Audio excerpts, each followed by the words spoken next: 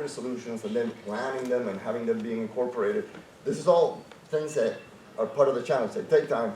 And then the intergenerational challenge, right? Which is if actions and investments are not made today, everything tells us that the impacts and the challenges are going to be much worse exponentially over the coming decades. And maybe not so long, but decades, in 100 years, whatever. At that point, the costs are going to be not only much bigger, but we might not be able to manage these things. So investing now is a way to avoid the challenges in the future. So it's a generational thing, right? We say, well, it's too costly right now, but then the next generation is going to find itself unable to pay.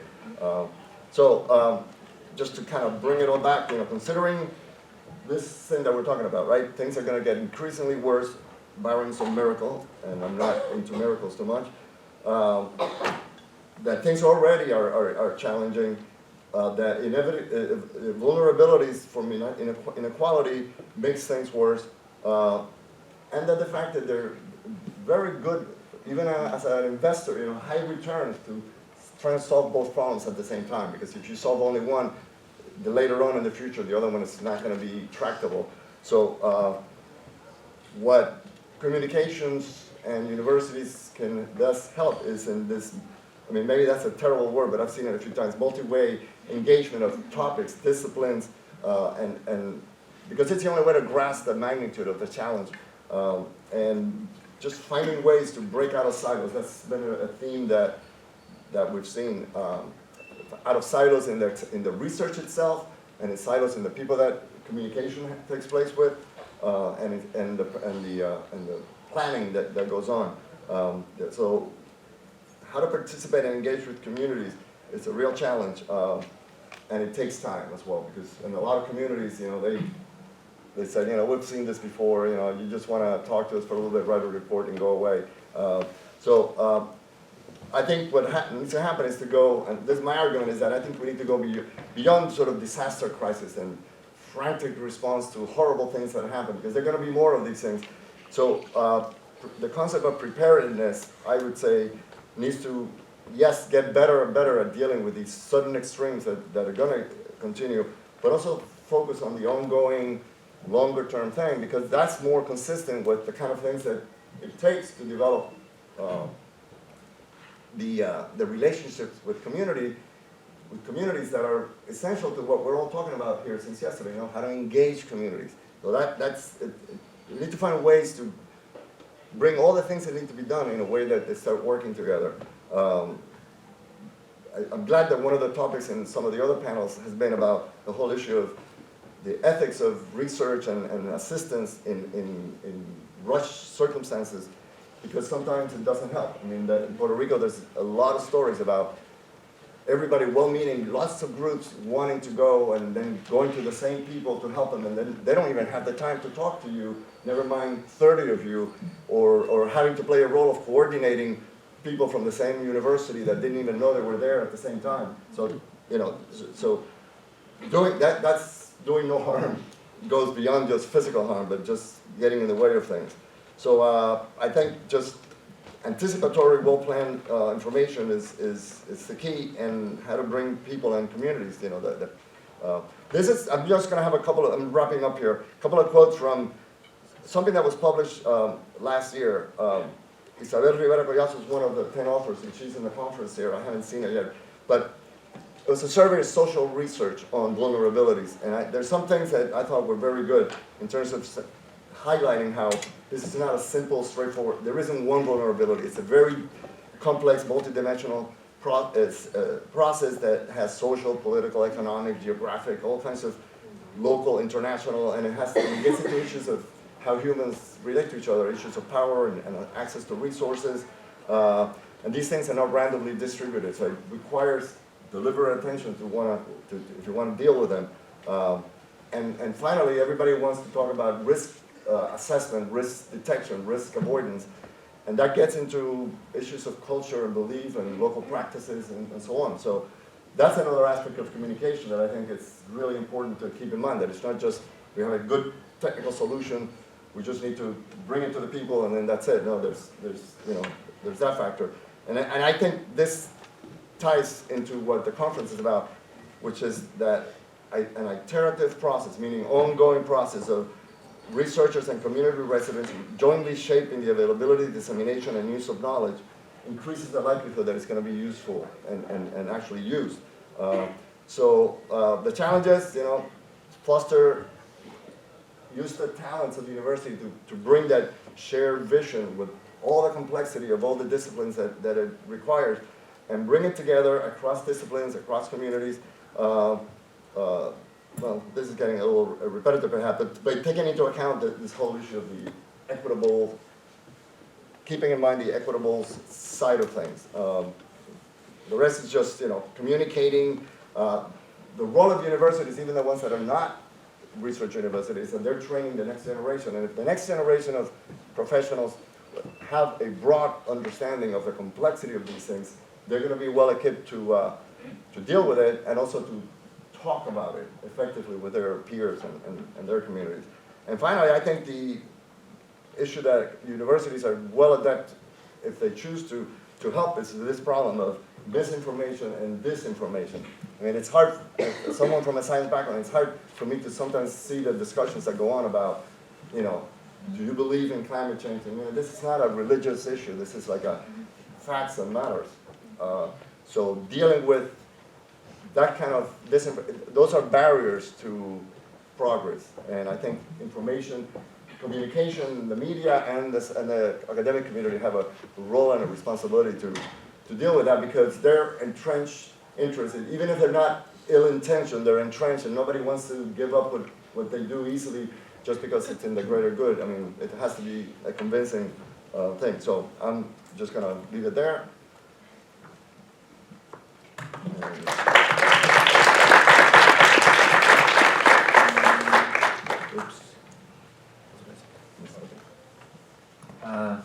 Now the fifth speaker, Christine Nieves. She's the president and co-founder of Emerge Puerto Rico, and also has created a lot of grassroots movement. And she will explain her experience as a leadership, women leadership. I like that, women leadership. Community leadership, Puerto Rico leadership, and transgenerational leadership. So show of hands, who here works at a university or academic setting? That's most people in the room. Anyone that's not in a university, raise your hand. Okay, is that, let's see, nonprofits? Okay. Education, I know I'm gonna see maybe one hand. What else? What am I missing? Media? Government? What else? That's it. Independence. And my husband, who's a composer in the background. It's story, not communication, what actually saved us in Mariana, in Humacao. You heard it, Cecilio gave a shout out yesterday morning about the resilience of community, and I hesitate to use that word because it's thrown around so much that I think it has lost its meaning. What I saw after Hurricane Maria was that people in Puerto Rico had a complete collapse of their narrative of why are we even affiliated to the United States if they're not going to be there when it matters. And that complete collapse of narrative, it just cut out our identity, it cut out our ideas of self, but what it did, is what it allowed us to open up an opportunity for possibility. And that's what disasters do. They bring the worst and they bring the best in human beings. And in Mariana, we spent 6 months without water. We saw people who were, elderly people that didn't have transportation, that were eating rotting ham, and that were kind of resigned to just, well, let's see what happens. Let's see if FEMA shows up. And my husband and I, after 12 days, we said, we got to do something. Right? We didn't have a home, but essentially the home got destroyed. But what we had was an opportunity, a moment of being able to think what can we do? And what can we do differently with what we have?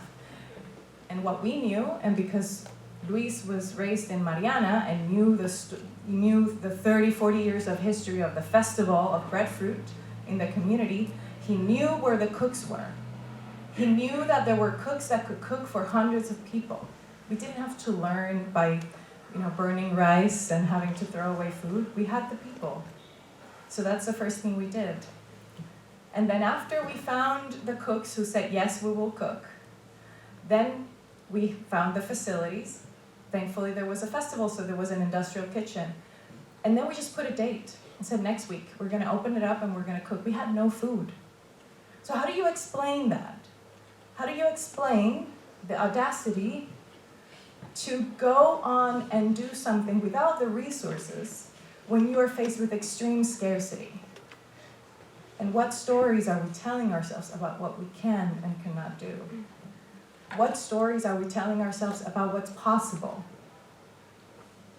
After the first week, when we opened up, before even we opened up, we just posted it on Facebook.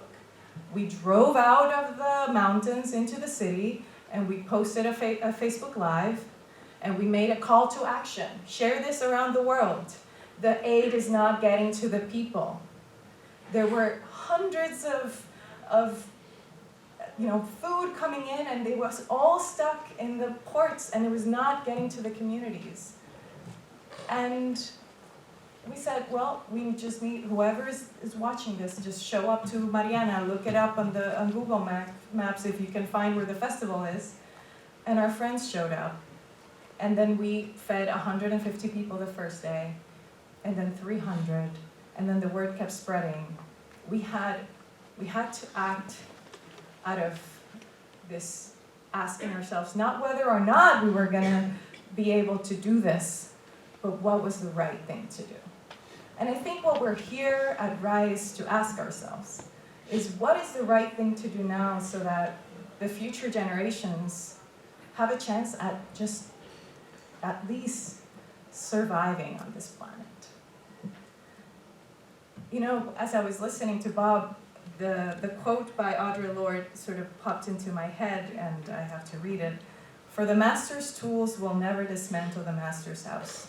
They may allow us to temporarily bid him at his own game, but they will never enable us to bring about change." And what I have heard at Rise is a profound silence around what are we up against? Who is the master, right?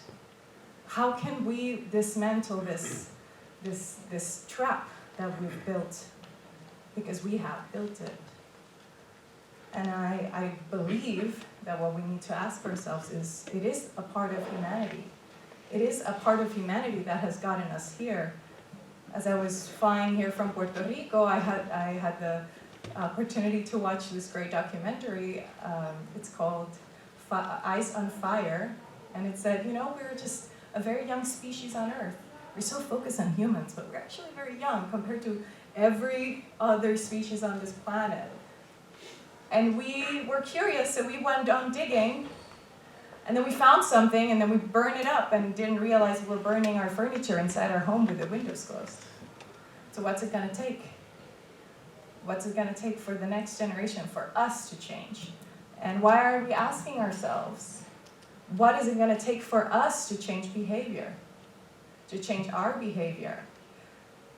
There's an environmentalist, I love this quote, his name is Gus Speth, and he was the dean of the Yale School of Forestry and Environmental Studies, and he said, "I used to think that top global environmental problems were biodiversity loss, ecosystem collapse, and climate change. I thought that with 30 years of good science, we could address these problems, but I was wrong. The top environmental problems are selfishness, greed, and apathy. And to deal with these, we need a spiritual and a cultural transformation. And we scientists don't know how to do that."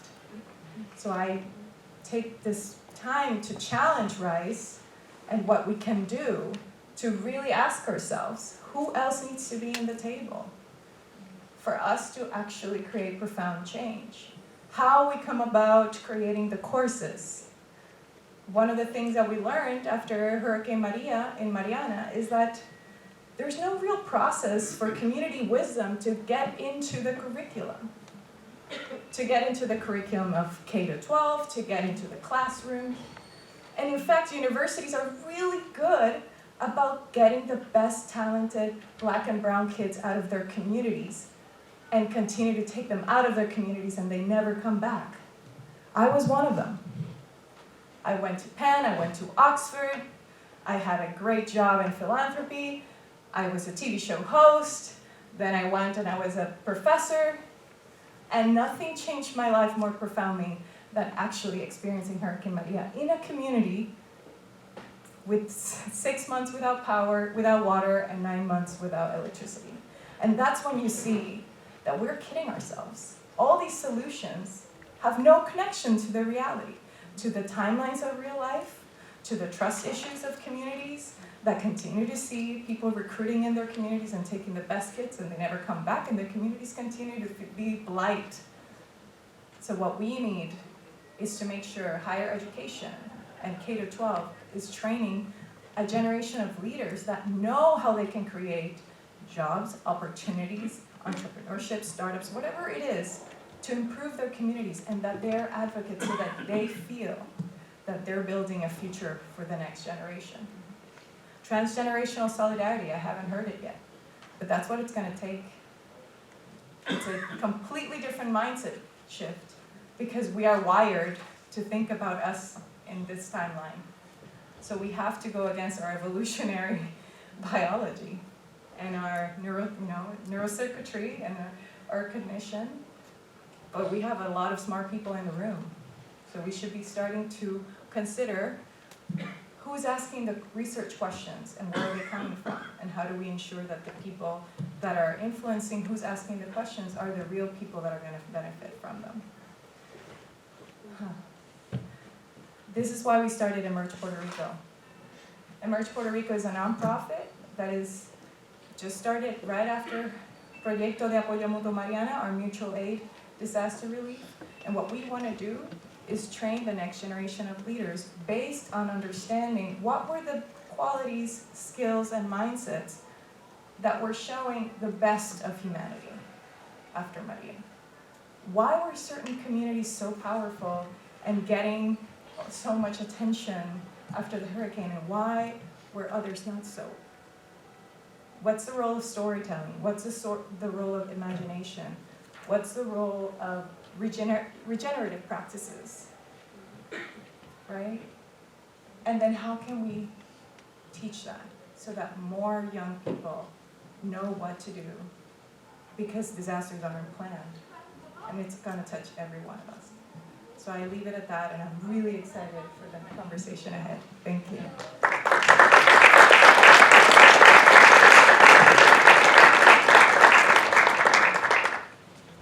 Thank you so much, Christine. I would like to add that I understand perfectly what you are explaining because I'm still in academia, but I am from Barcelona, Spain, and we haven't a natural disaster, but we have an economic disaster. Then when you are in a territory that all the people lose their jobs, the young people has not a future, then you start to try to find an idea about what could be your future. You start to learn, and it's learning, doing action that gives you a lot of power and to continue to think about resilience. This term that all the people are thinking about and try to know the definition. Now I will give to the public, if you would like to do questions.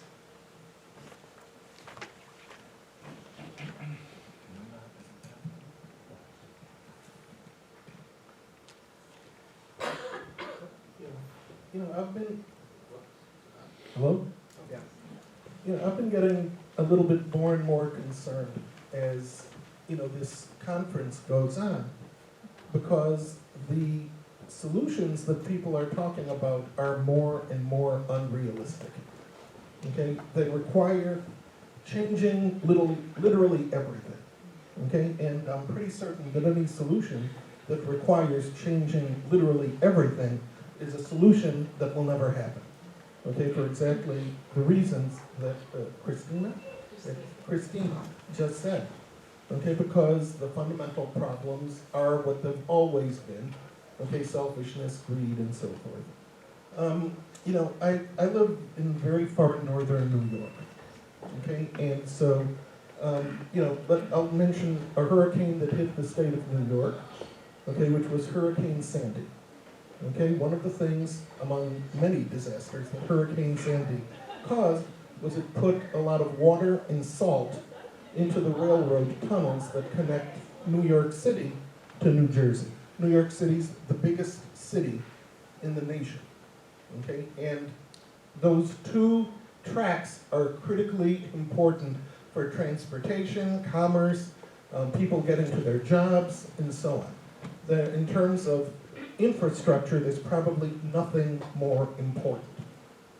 And yet, it's been several years since Hurricane Sandy, and the building of additional tunnels over the Hudson, or under the Hudson, hasn't begun.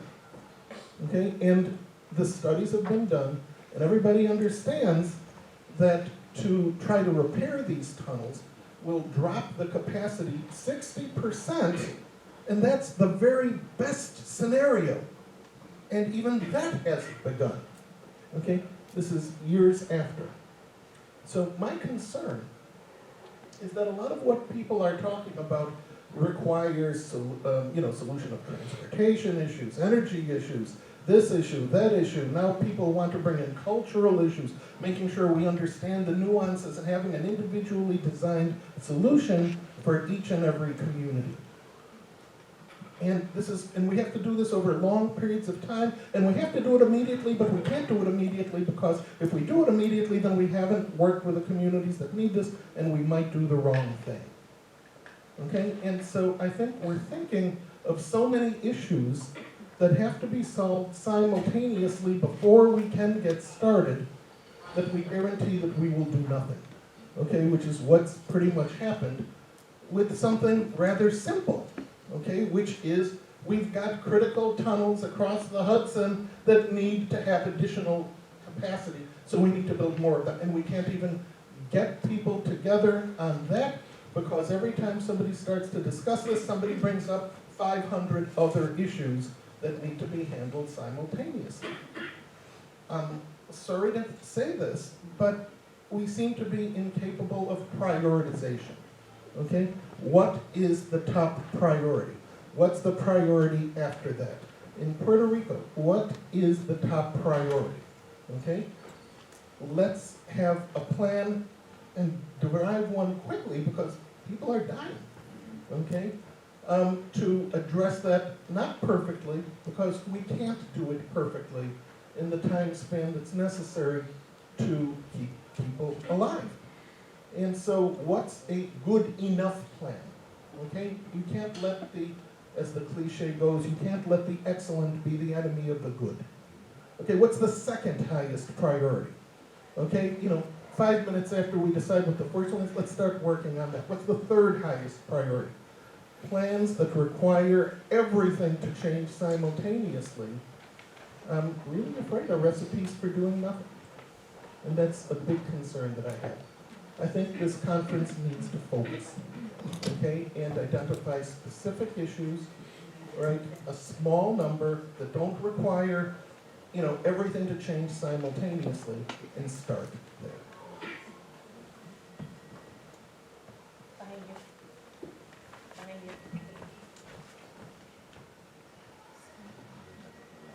I think that this is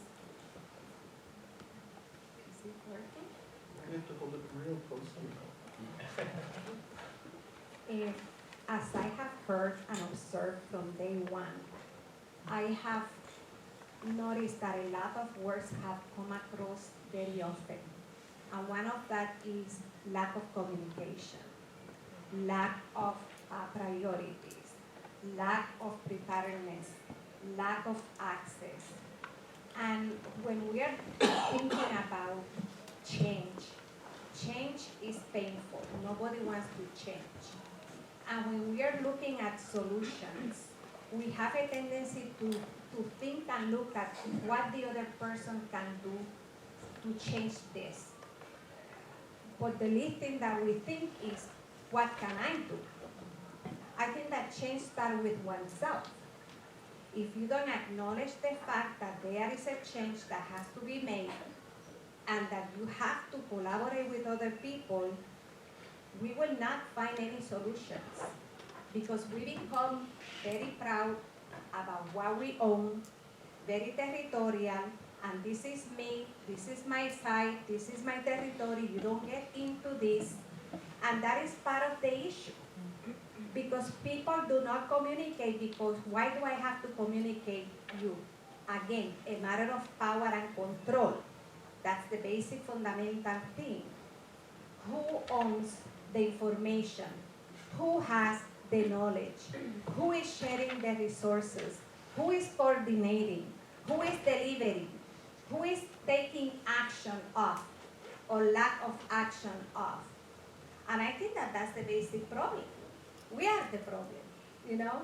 We oneself are the problem, because if I don't realize that there is a collectivity issue that we have to solve, I cannot lose the perspective of the entire picture because I'm part of that picture. If I focus in that little piece of the picture, I will lose the perspective of what the problem is. And that is what happened in Puerto Rico. Priorities are not in place because what is the priority? It's not the people. It's the political parties, who is leading what, and who is taking decision making, and who is delivering those decisions, and to what part of the population the deliverance of those decisions are made. I'm not political, okay? I'm in academic. I have been living in the United States for 40 years. But I have had people who have been in politics too in my family. So I know a little bit about politics too, even though I'm not that engaged in that. But I think that that is basic matter of humanity. And humanity starts with the individual in order to become a group, in order to become a community, in order to become a society. So we cannot lose those things in perspective, I think.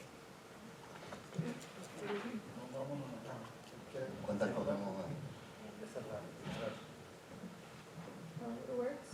Hello? Yes. Okay.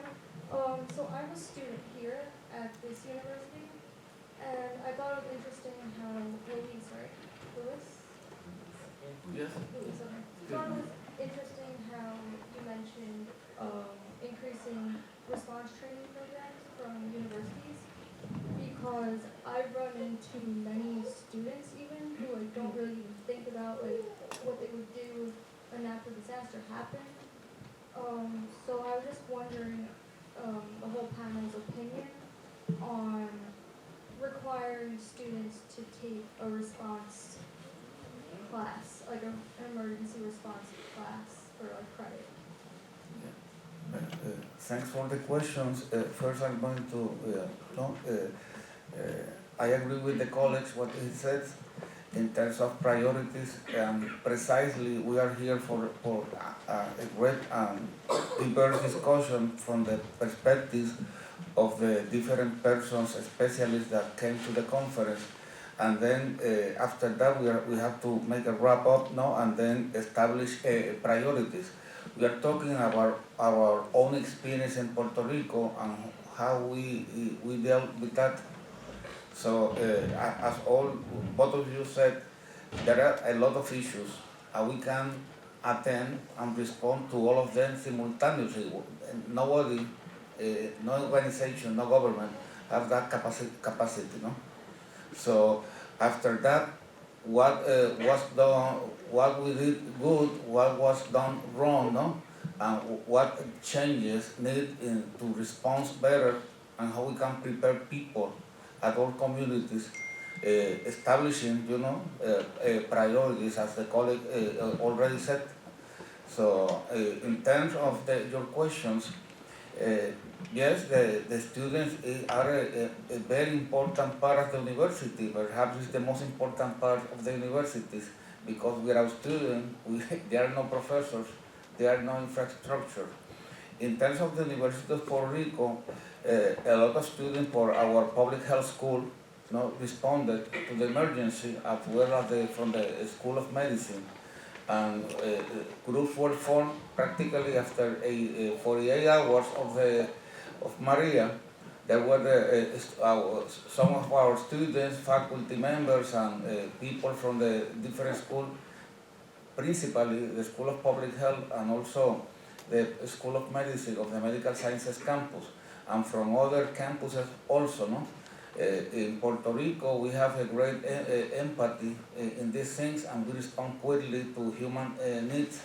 So without that response of the communities and non-profit organizations, non-governmental organizations, things were going to go very worse, because the government response was not adequate. Too much centralization in San Juan, and then it was a total chaos in the first week. And government, because of inexperience, do a lot of things that have not been, and people get hurt. A lot of people died because the response was inadequate. So in terms of the university, yes, we have to improve our extension programs with the communities in different things. These have been going on for years, mainly in the agriculture and other topics important to communities. But after that hurricane, and recognizing that Puerto Rico and the Caribbean is the highway of the hurricanes, and we are also in a very area of a seismic active area, that the last earthquake that we experienced in Puerto Rico was in 1978, and we are past due. 1918, and we are past from a major hurricane that can be, feeling that in Puerto Rico in any moment, because we are in an active seismic zone. So the universities, the students are very important in this response. We have to organize better to help to train in the most important things, the communities, in terms of water, energy, and protection during these hurricanes, and to be prepared in order to survive for the first 2 weeks. And after that, it's very important, the first 10 days in a scenario like this one. I think, following Luis' line, the challenge here is to determine if the university's administration really want to include a class